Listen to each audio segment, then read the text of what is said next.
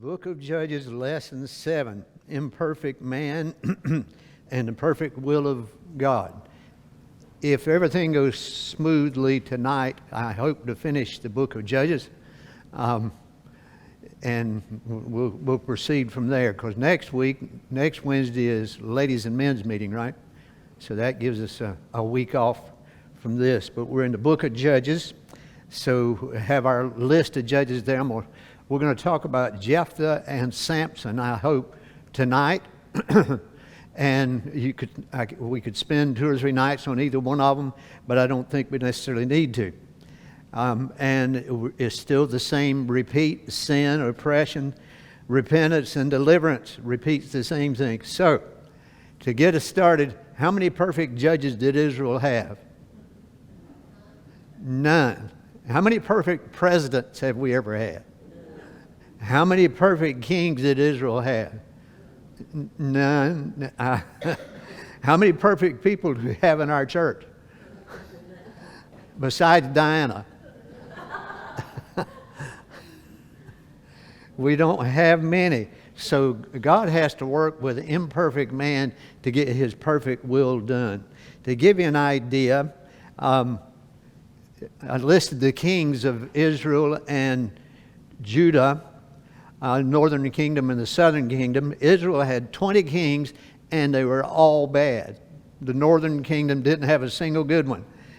The southern kingdom had 19 kings and 1 queen that ruled for a little while. Queen Athaliah, she married Jehoram, and he died, and she became queen afterwards, and she was not a real upstanding lady either. She killed a lot of the relatives and stuff so she could keep out. Anyway, it's a long story, but to give you an idea, her mother was Jezebel and her father was Ahab. So she was born in the northern kingdom, but she married into the southern kingdom. That's the reason she's listed in Judah. So out of all those, 7 are recognized as good kings. Some people say 6, some people say 7, some people say 8. And we have Asa, Jehoshaphat, some people say Jehoshaphat, Jehoram. Some people debate that. Joash, Amaziah, Uzziah, Azariah, which is Uzziah and Azariah are the same one. Jotham, Hezekiah, and Josiah are often cited as the good ones. And some people count Manasseh because although he was not a very good king to start with, he repented towards the last of his life and things looked a little better. So that's a toss-up. So you see, you add these two together, you're talking about 40 kings or queens out of them, and had 7 even decent ones out of the whole crowd. It's amazing that God could keep the Jewish people around long enough to keep the Abrahamic covenant alive, to get down to where we could get Jesus into the world. And to start tonight, we're in the book of Judges, so I want to start with Deuteronomy. Deuteronomy 7 verse 1, and you'll see why in a little bit. When the Lord your God brings you into the land you are entering to possess, and he drives out many nations before you. And then slip down to the second verse, it says, and when the Lord your God delivers them over to you and you defeat them, then the third verse, you must not intermarry with them. What does that say? You must not intermarry with them. Is that a suggestion? It's a must not. You must not intermarry with them, and you must not give your daughters to their sons or take their daughters for your sons, because they will turn your sons away from me. So keep that in the back of your mind, and we're going to go back to Judges, the 11th chapter. First verse. Jephthah, the Gileadite, was a valiant warrior, but he was the son of a prostitute. So we're off to a good start. And Gilead was his father. Gilead's wife bore him sons, and when they grew up, they drove Jephthah out and said to him, you will have no inheritance in your father's family, because you are the son of another woman who happened to be a prostitute. So Jephthah fled. Now listen to this, what we're coming up to here. So Jephthah fled from his brothers and lived in the land of Tob. Then some worthless men joined Jephthah and went on raids with him. So does it sound like he was a nice fella? It says some worthless men joined with him. So he was, what does that say of him? So Anyway, we want to talk about for just a minute, and I mentioned that last week, but we'll look at it again. Gilead. This is Gilead, the Jordan River, the Sea of Galilee, the Dead Sea, Jordan River. On this side, we have Manasseh, Gad, and Reuben, and have Gilead in here. And over here shows the 12 tribes divided out, and shows Gilead a little bit further up than what it shows over here. And why is that?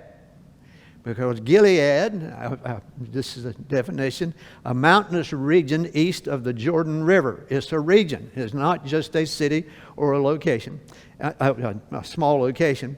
Was allocated to the Israelites after the conquest of the Amorite kings Sihon and Og. The tribes of Gad and Reuben, along with the eastern half of Manasseh, settled in this fertile and rugged territory, which was well suited for livestock and agriculture. And you can read about that in Numbers 32:1 and Deuteronomy 3:13. In some biblical passages, the terms Gilead and Gad are used interchangeably, reflecting the close association of the tribe of Gad with this region. And here's a picture of one shot. I didn't do a bunch of them. This gives you an idea of what it looks like today. So it looks like a nice, fertile, fruitful area. Is that the land that was supposed to be fruitful? Yeah, this is it. That's the fruitful. We don't know what it looked like back then. Don't have any idea whatsoever. Keep in mind the Sahara Desert, when they dig down underneath the sand, there's the preserved remnants of tree stumps and all kinds. So there were woods and forests there. I was reading some different things on that area and places around the world. Deserts have a tendency to shift. Area that's the desert now, 2,000 years from now, might be forests again, and desert might be where we are now. As the earth doesn't stay the same. So when we're hearing, don't get me wrong, I'm not saying there's no such thing as global warming or climate change. I'm not saying that. But what I am saying is a lot of it is what happens regardless of what we do. No matter what, there's nothing that we can do that's really going to stop the climate from changing, because the climate is going to change. Are there some things that we can do to help? Yes. And should we do those things? Yes. Should we look after the land that we have? Yes. I'm in agreement with all that. But all that to be said, this is what it looks like today, and we don't know what it looked like back then. But if it looked anything like that, it's not what it sounded like it described. When the Ammonites made war with Israel, the elders of Gilead went to get Jephthah. Now the man they kicked out, they went to get him from the land of Tob. They said to him, "Come be our commander and let's fight the Ammonites." Jephthah replied to the elders of Gilead, "Didn't you hate me and drive me out of my father's family? Why then have you come to me now when you're in trouble?" They answered Jephthah.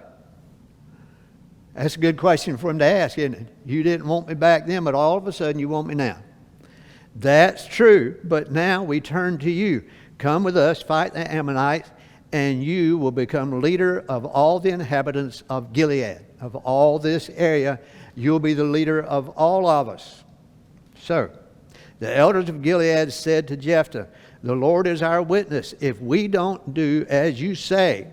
So Jephthah went with the elders of Gilead. The people made him their leader and commander, and Jephthah repeated all his terms in the presence of the Lord in Mizpah. So, Mizpah, right here. That's where they were. That's the title on the page here, so I didn't want you to be confused.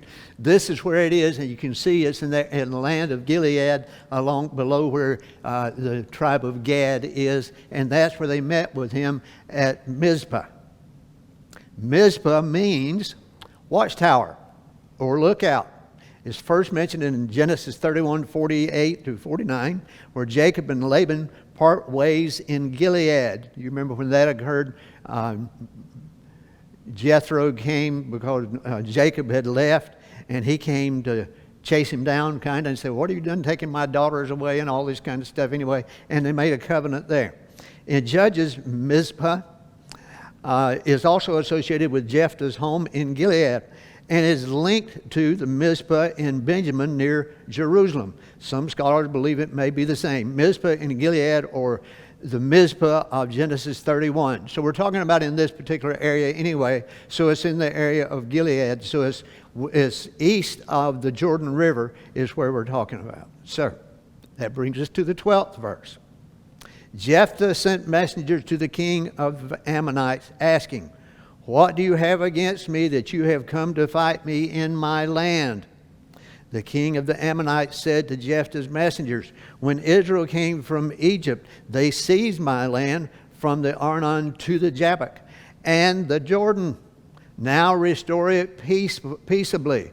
So what he's saying is when the children of Israel came from Egypt and they came through here, they took this land away from me and my people, and now we want it back. Now that was a long time ago when all that happened, but they want it back. Verse 23, "The Lord God of Israel has now driven out the Amorites before his people Israel." What happened between them was Jephthah told him, said, "We didn't take your land. We didn't come in here and take your land. What happened was we wanted to go through the land. We asked the Moabites. We asked them if we can travel through your land."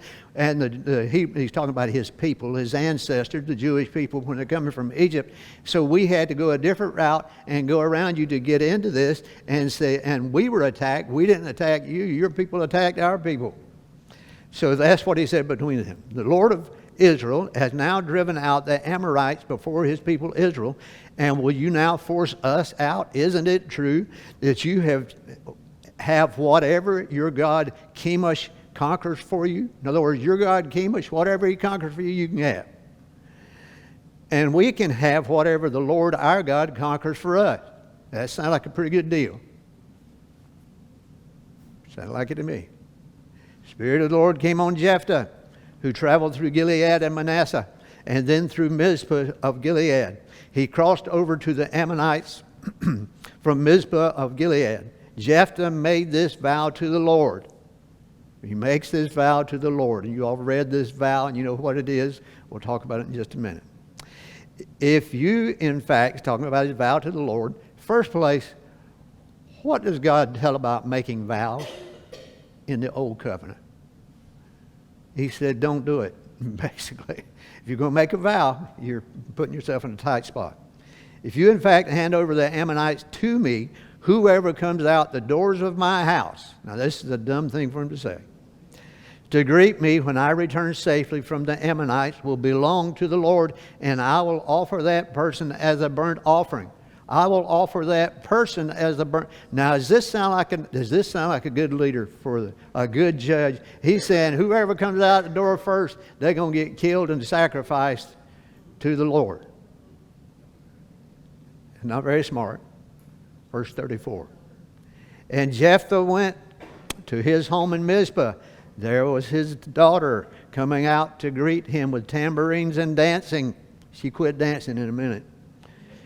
She was his only child. He had no other son or daughter besides her. When he saw her, he tore his clothes and said, "No, not my daughter. You have devastated me.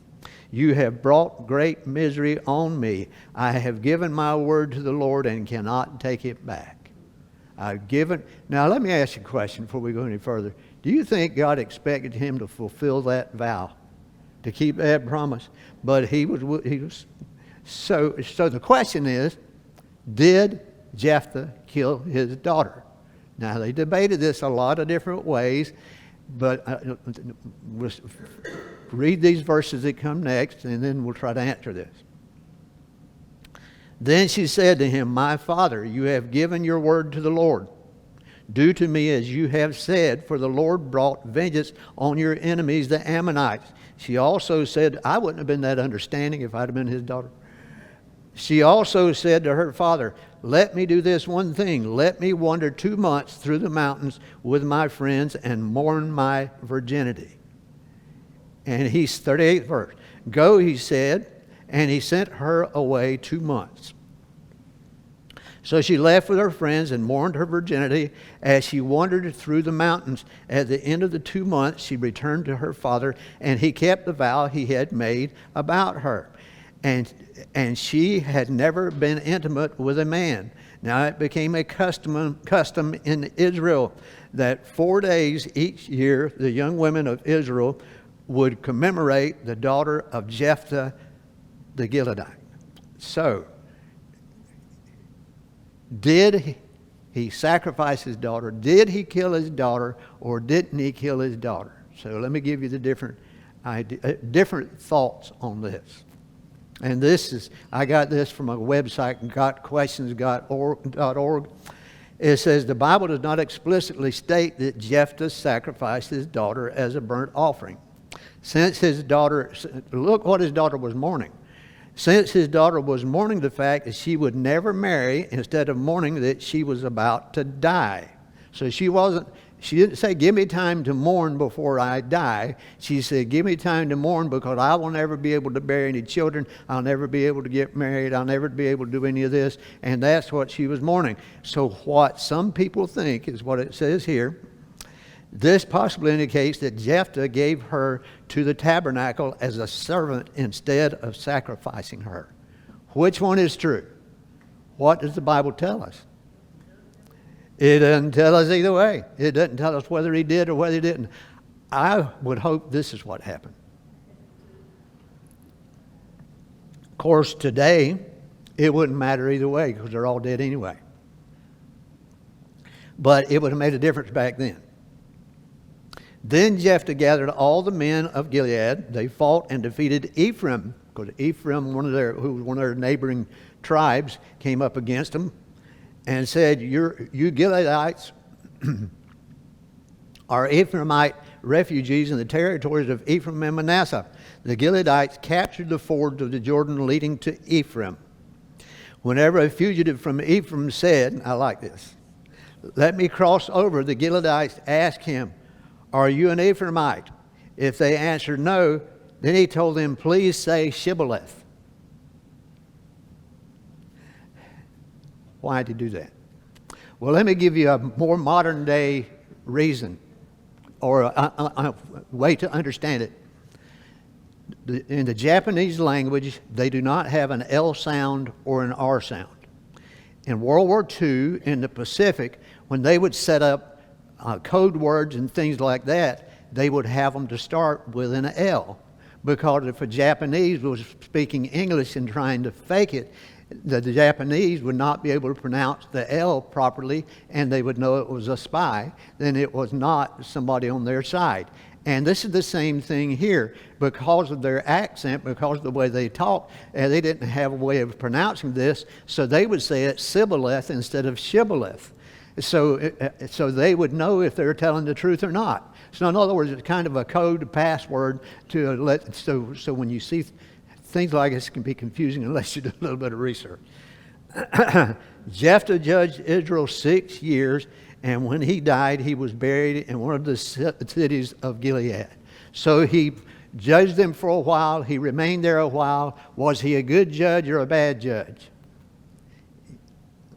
He kind of in between. He was good in some ways. He was bad in some other ways. So he was a human being that was not exactly perfect. And last week, I said something about an ephod. I had that Gideon made an ephod, and I wanted you to see a picture of it.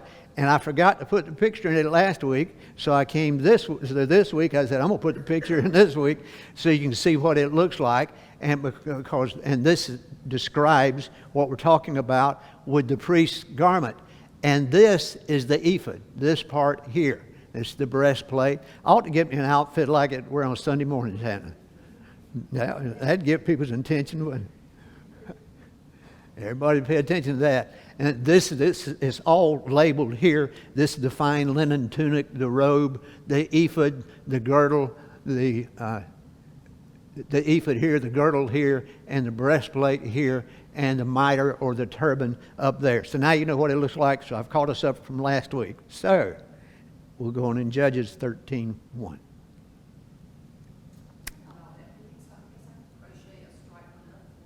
Okay. Fix me up.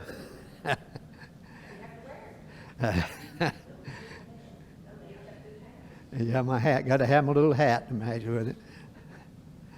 The Israelites again did what was evil in the Lord's sight. So the Lord handed them over to the Philistines 40 years. There was a certain man of Zorah whose family was Dan, whose name was Manoah. his wife was unable to conceive and had no children. The angel of the Lord appeared to the woman and said to her, although you are unable to conceive and have no children, you will conceive and give birth to a son.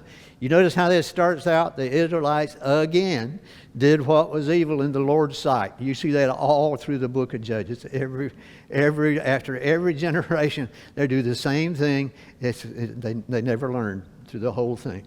So you're going to have a son. It says, now please be careful not to drink wine or beer or to eat anything unclean, for indeed you will conceive and give birth to a son. You must never cut his hair, because the boy will be a Nazirite to God from birth, and he will begin to save Israel from the power of the Philistines. So who are we talking about? We're going to be talking about Samson. He's the last one we're going to talk about here in the book of Judges.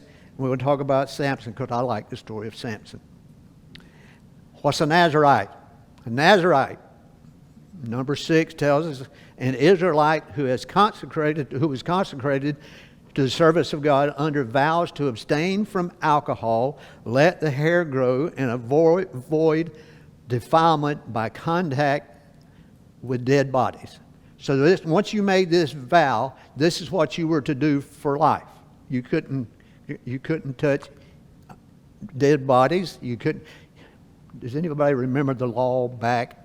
If you touched a dead body, you were unclean for so many days, and you had to wash yourself and had to do all these. So that there was very many rules, and a lot of the rules we understand now are rules that were to keep them healthy, to keep them alive.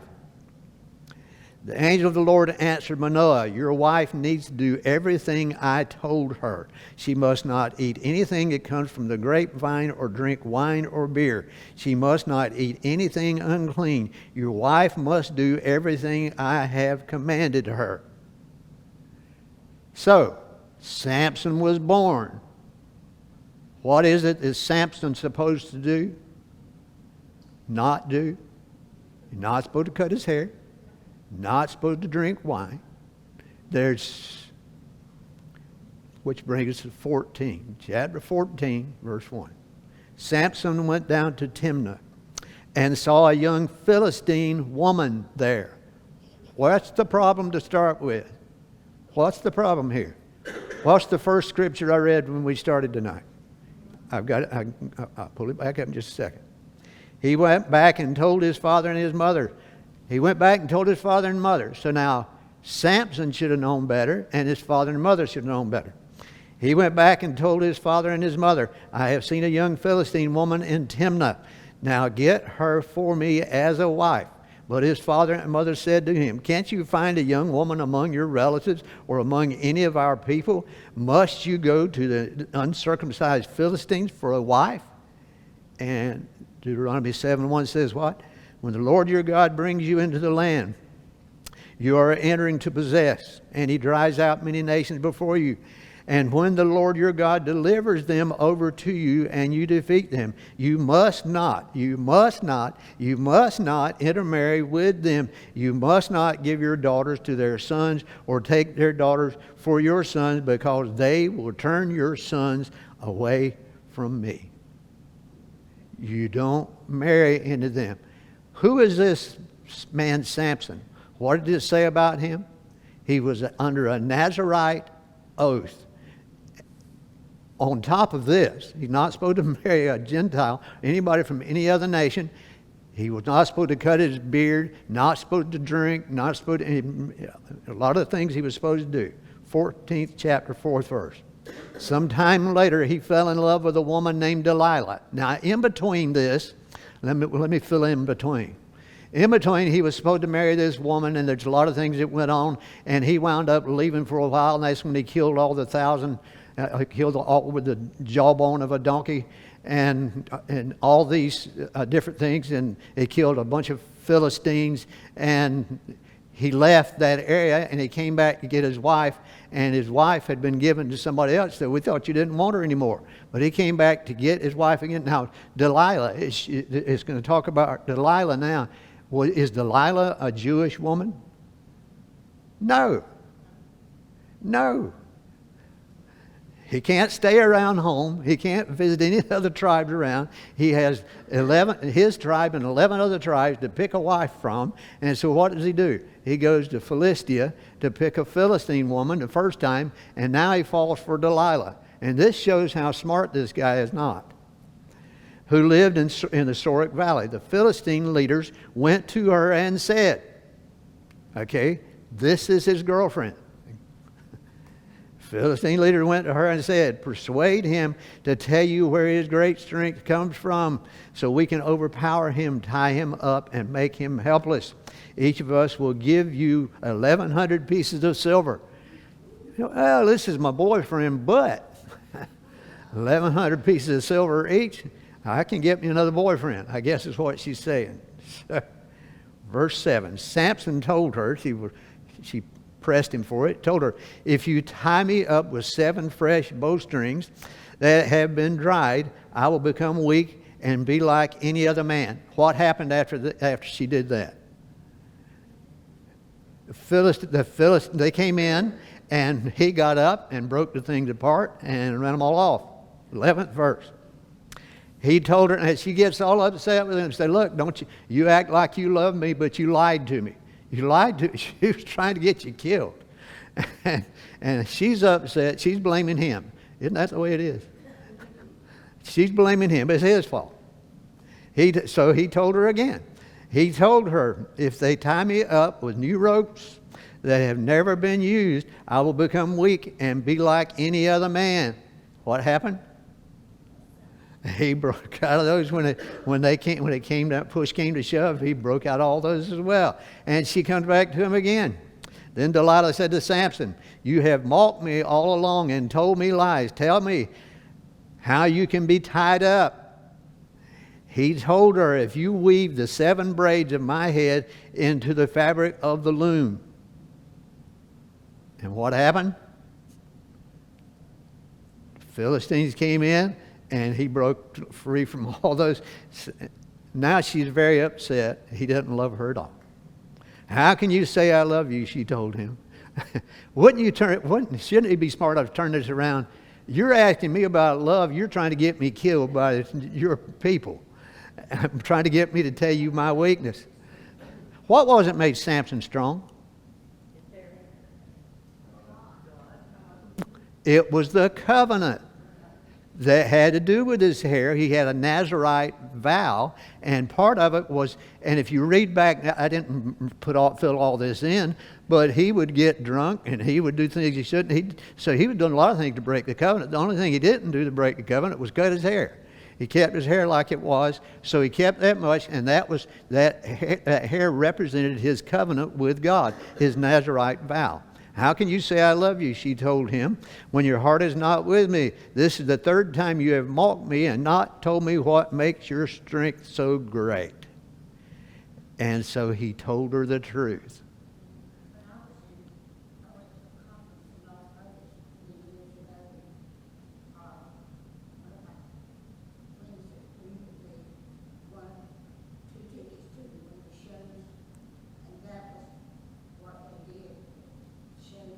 Did the show of Samson and Delilah? Yeah.